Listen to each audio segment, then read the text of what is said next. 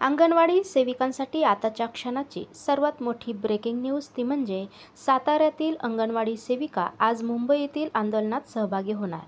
पाहूया याबाबत सविस्तर। तत्पूर्वी चॅनलला अजूनही सबस्क्राईब केले नसेल तर सबस्क्राईब करा, समोरील बेललाही क्लिक करा, म्हणजे असेच नवनवीन लेटेस्ट अपडेट सर्वप्रथम तुमच्यापर्यंत पोहोचतील।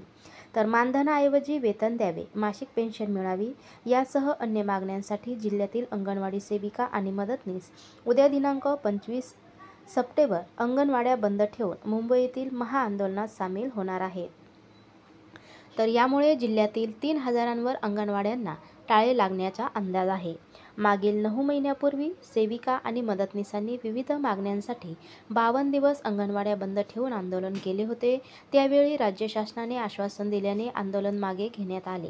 त्यानंतर आता पुन्हा अंगणवाडी संघटनांनी मागण्यांसाठी आंदोलन सुरू केले आहे।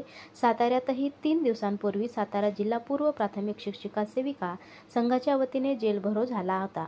आता अंगणवाडी कर्मचारी कृती समितीच्या ठरावानुसार शासनाचा निषेध करण्यासाठी 25 सप्टेंबरला मुंबईतील आझाद मैदानावर महाआंदोलन करण्यात येणार आहे।